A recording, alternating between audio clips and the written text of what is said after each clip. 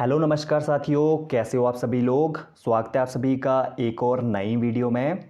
तो दोस्तों, आज से हम इस चैनल पे इलेक्ट्रिकल की एक topic wise MCQ series start कर रहे हैं। इस सीरीज के अंदर दोस्तों मैंने ऐसे इंपॉर्टेंट क्वेश्चन को टॉपिक वाइज ऐड करने की कोशिश की है जो हर बार एग्ज़ाम में रिपीट होते रहे हैं। और कोशिश यही रहेगी कि हर क्वेश्चन को इस तरह से सॉल्व करें जिससे कि आपके ज़्यादा से ज़्यादा डाउट क्लियर हो। तो आज का हमारा जो टॉपिक है वो है मेजरिंग इंस्ट्रूमेंट का। पहला प्रश्न है, फेज टेस्टर किस प्रकार का यंत्र है। ऑप्शन ए है secondary, option B primary, option C recording और ऑप्शन डी इंडिकेटिंग। तो दोस्तों इसका सही आंसर है ऑप्शन बी प्राइमरी। अब आपको ये जानना भी ज़रूरी है कि प्राइमरी इंस्ट्रूमेंट होते क्या हैं। तो प्राइमरी इंस्ट्रूमेंट या यंत्र ऐसे यंत्र होते हैं जो सिर्फ उपस्थिति को दर्शाते हैं, यानी जिससे हमें सिर्फ यही पता चलता है कि इस सर्किट में विद्युत या फिर इलेक्ट्रिसिटी है या नहीं, जैसे कि फेज टेस्टर।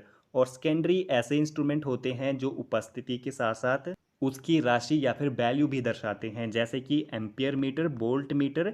ये सेकेंडरी के एग्जाम्पल है। अगला प्रश्न है, 3 वाट मीटर विधि से मापा जाता है। ऑप्शन ए है balance load, option B unbalance load, option C balance और अनबैलेंस लोड दोनों, और ऑप्शन डी है सिंगल फेज का लोड।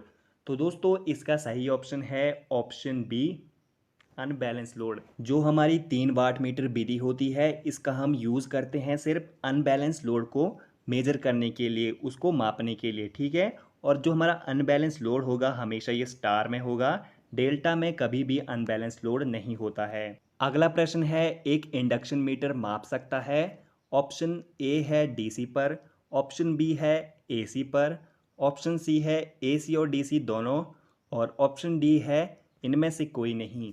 तो दोस्तों इसका जो सही आंसर है वो है ऑप्शन बी, क्योंकि एक जो इंडक्शन मीटर होता है वो हमेशा एसी पे ही वर्क करता है, क्योंकि जो डीसी होता है डीसी पे इंडक्शन का वर्किंग प्रिंसिपल नहीं चलता है।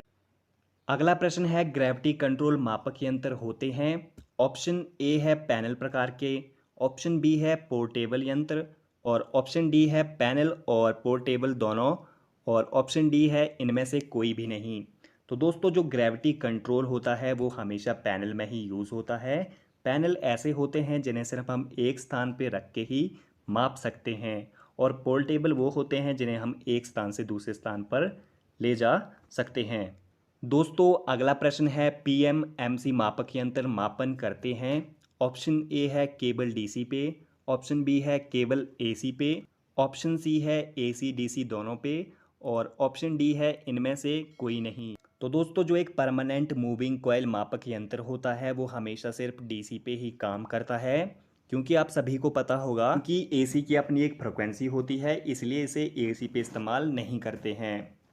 अगला प्रश्न है, एक आदर्श अमीटर का प्रतिरोध कितना होता है। ऑप्शन ए है 0, ऑप्शन बी है अनंत, ऑप्शन सी है 100 ओम, और ऑप्शन डी है 1200 ओम। तो दोस्तों इसका सही जो आंसर है वो है ऑप्शन ए, क्योंकि जो एक आइडियल अमीटर होता है उसका जो प्रतिरोध होता है, रेजिस्टेंस होता है, वो हमेशा 0 होता है। और साथ में आपको एक बात और भी ध्यान में रखनी है, जो एक आदर्श वोल्ट मीटर होता है उसका प्रतिरोध हमेशा अनंत रहता है।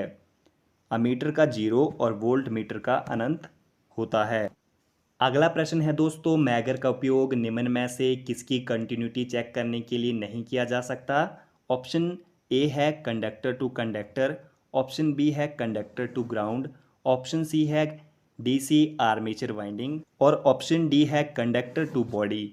तो दोस्तों इसका सही आंसर है डीसी आर्मेचर। डीसी आर्मेचर का कंटिन्यूटी टेस्ट क्यों नहीं करते हैं, क्योंकि जो हमारा डीसी आर्मेचर होता है उसका रेजिस्टेंस 1 ओम से भी कम रहता है, और मैगर की वोल्टेज लगभग 500 डीसी वोल्टेज होती है। तो इसलिए दोस्तों डीसी आर्मेचर वाइंडिंग की कंटिन्यूटी चेक करने के लिए हम मैगर का इस्तेमाल नहीं करते हैं। अगला प्रश्न है दोस्तों, अर्थ टेस्टर का वर्किंग प्रिंसिपल क्या है। ऑप्शन ए है इलेक्ट्रोमैग्नेट, ऑप्शन बी है इंडक्शन, ऑप्शन सी है फॉल ऑफ पोटेंशियल, और ऑप्शन डी है लाइटनिंग पोटेंशियल। तो इसका जो सही आंसर है वो है option C fall of potential. एक जो अर्थ टेस्टर होता है वो हमेशा फॉल ऑफ पोटेंशियल के सिद्धांत पे ही काम करता है। अगला प्रश्न है दोस्तों, एक 3 एलिमेंट वाले वाट मीटर में सीटी की संख्या कितनी होगी? तो इसका जो गाइज ऑप्शन ए है 6, ऑप्शन बी है 12, ऑप्शन सी है 3 और ऑप्शन डी है 9। जैसा कि दोस्तों आप सभी जानते होंगे, एक वाट मीटर में जितने एलिमेंट होते हैं उतनी ही उसमें सीटी की संख्या होती है। तो अगर वाट मीटर में 3 एलिमेंट है तो सीटी की संख्या भी 3 होगी। तो इसका सही आंसर हो जाएगा ऑप्शन सी 3। अगला प्रश्न है, एक डिजिटल मीटर में मान दर्शाया जाता है। ऑप्शन ए है 7 सेगमेंट डिस्प्ले के द्वारा, ऑप्शन बी है 12 सेगमेंट डिस्प्ले के द्वारा, ऑप्शन सी है 3 सेगमेंट डिस्प्ले के द्वारा और ऑप्शन डी है 9 सेगमेंट डिस्प्ले के द्वारा। तो दोस्तों आप सभी को पता होगा, जो डिजिटल मीटर होते हैं उनमें 7 सेगमेंट डिस्प्ले होते हैं जिसके द्वारा मापे जाने वाले मान को दर्शाया जाता है। तो दोस्तों ये थी आज के क्वेश्चन की सीरीज। आई होप आपको पसंद आई होगी। पसंद आई है तो वीडियो को लाइक कर दो और चैनल पे नए हो तो चैनल को भी सब्सक्राइब करके बेल वाला आइकन को भी ऑल पे सेट कर दीजिए।